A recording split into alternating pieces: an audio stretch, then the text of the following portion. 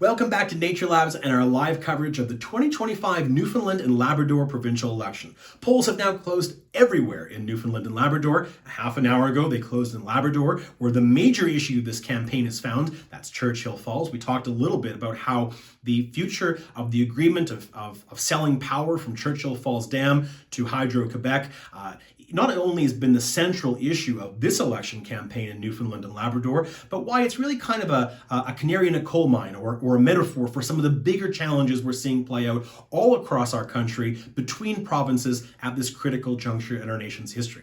But it's not the only issue that's going to be impacted and has been shaping this provincial campaign in Newfoundland. And now as the polls have closed on the Rock, on the island itself of Newfoundland, let's get into some of the other major issues. Because in a lot of provincial and federal, in the last federal election, of course, the environment has not been a major factor. But it's actually playing a pretty significant role in this provincial election.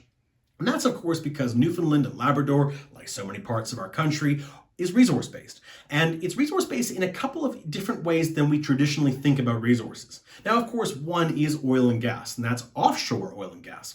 When we think about oil and gas in this country, of course, we think about the oil sands, we think about Alberta, and increasingly Saskatchewan and northeastern BC. But oil and gas is a major part of the Newfoundland economy as well. And oil and gas exploration is being championed as a green energy source. How is that the case? Well, the Progressive Conservatives, the large challenger to the Liberal incumbents in today's election, have been positioning that Newfoundland oil and gas is more energy efficient, more energy friendly than, say, oil and gas you'd get in a lot of other countries around the world. And it's certainly, there's a case to be made behind that it would be taking coal offline from, say, countries like India and Asia, which still burn a heavily devastating energy source for the climate. At the same time, of course, it's non-conflict oil. It's not coming from a country like Russia, which is currently engaging in an illegal war or invasion, rather, of the Ukraine.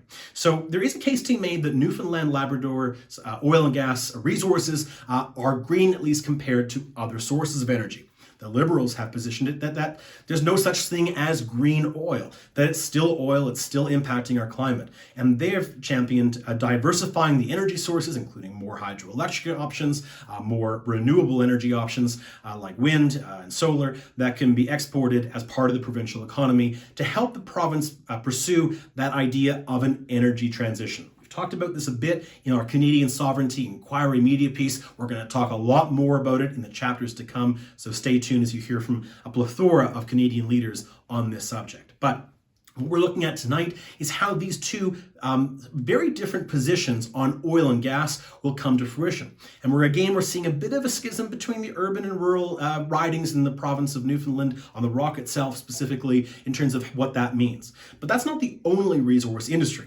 because like the piece that we're talking about in class around Canadian sovereignty, this is not just a question of whether we should or should not develop resources. It's also a question of whether we should save the economy to save the environment, or save the environment to save the economy. And that's really even more so the case in Newfoundland. Because, of course, as you probably know from history, that Newfoundland has been heavily focused on the fishing industry. Well, that's a natural resource, and it's impacted by what happens in our natural environment. So as the climate warms, that impacts fish stocks. As biodiversity declines, that can impact fish stocks. And fish stocks are already a big problem in Newfoundland. The industry is a shadow of what it once was, specifically, of course, the cod fishing. And, of course, the idea of federal regulations around how many fish can be caught, where they can be caught, when they can be caught, Indigenous sovereignty around issues of fishing. All of these issues are layered into the natural resource conversation in this provincial election.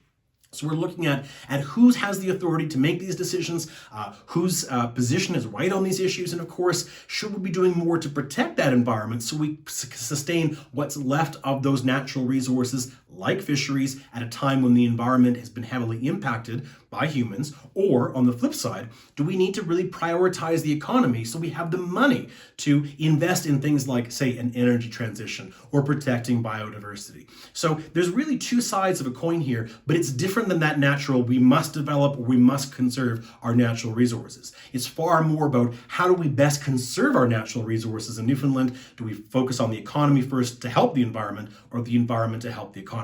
So a different twist on an age-old debate in this country, and one worth paying attention to in this election.